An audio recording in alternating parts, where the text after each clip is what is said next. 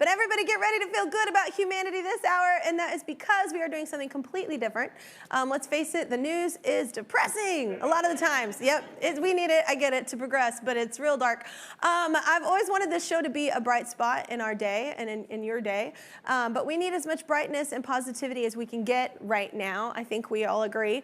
So today, exactly. Thank you, Ruben. So today we've got a show filled with superheroes, and I'm not talking about the ones you see in the movies I love, or TV dramas. I'm talking about real people making the world a better place, which we don't highlight enough, I don't think. This is my Rad Human Hour.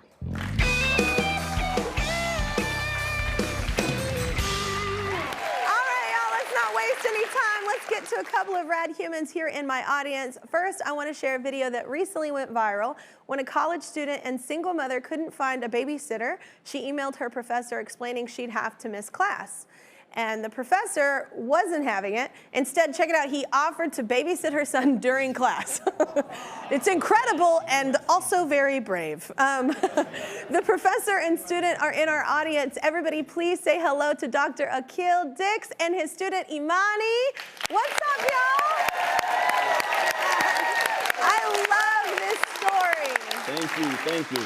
I love this story. So Imani, take us back. Like, how did this first come about? I was really in desperate need of a babysitter. My mother, who usually watches Christopher for me, she was in the hospital. So I emailed Dr. Dix and let him know that I was gonna miss the quiz. And he told me, no, I wasn't, to bring Christopher to class and he was gonna watch him all class. I was really nervous because my son doesn't really get too much interaction with other men. Yeah. But Christopher was actually really calm and happy. Well, first of all, your son should know that most men don't look like him. If that's your son's first image, the bar is high. Right. Just gonna say it. Okay, keep going. So he was really calm. He didn't cry all class, which was very, very shocking. Because normally when men come around, he's screaming and hollering, but he loves him. He was probably just like, what is this thing? Yeah. You are, I mean, dude, you're a professor and you work out a bit. And I'm just saying, a tiny bit. It was like, I was like, wow, you're in the audience. I feel bad about myself.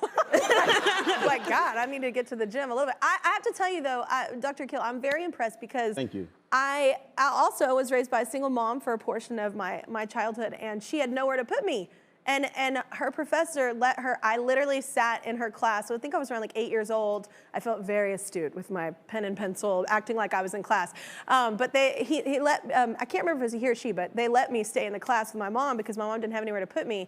And I love this story because it means the world to these people, really, these moms, these dads that are really trying to make it happen, these single parents, and it's hard sometimes.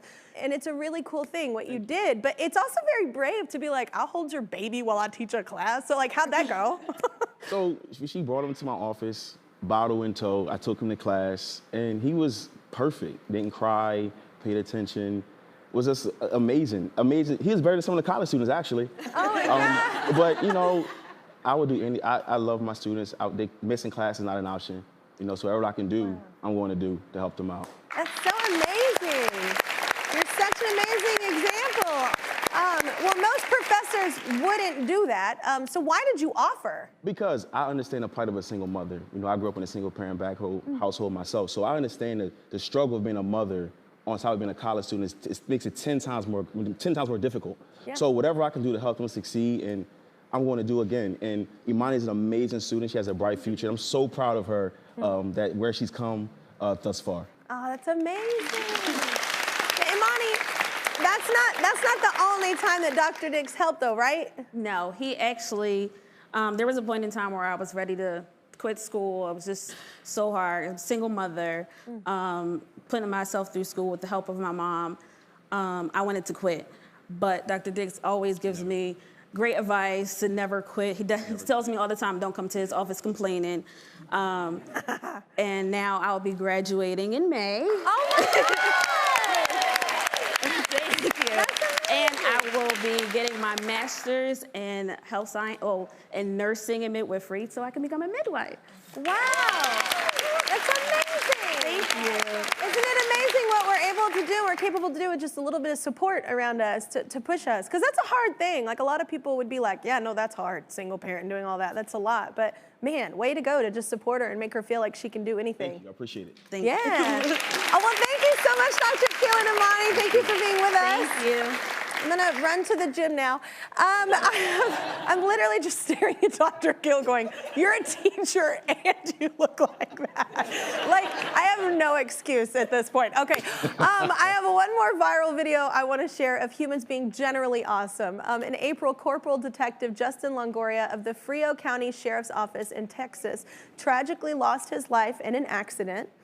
His son Josiah started kindergarten this school year, not wanting him to walk alone. This is so cool, y'all. He was greeted at school by his father's fellow deputies. And on his first day, Josiah held up a sign that read, "I want to be a police officer like my daddy." So, wow.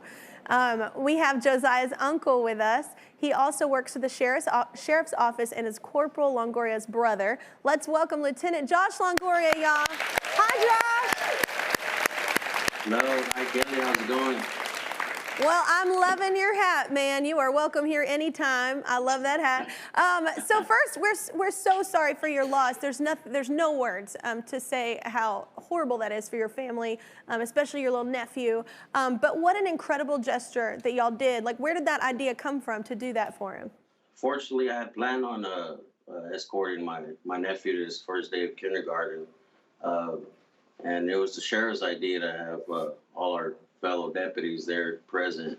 I know we're a small department, but the sheriff says we're always a family. So it meant a lot to me and my family for the support and love that the sheriff's department has given us since this tragic time. Absolutely, and it meant the world to, you know how cool, he must have felt like a superhero walking in there, everybody there for him. That must have been the coolest feeling for Josiah. So, I mean, what do you think that moment meant for him? The moment meant for him was it's going to be a moment he's always going to cherish and love and remember. Him seeing all the deputies and myself in uniform, you know, it's the uniform his dad and my brother would wear.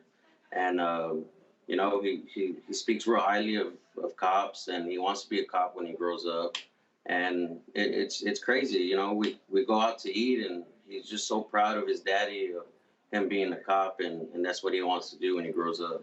And you know what is really cool from my perspective, just someone watching, is while there is a lot of loss in our lives at times, there's so many blessings, all those little blessings that, you know, came and supported him on the way in.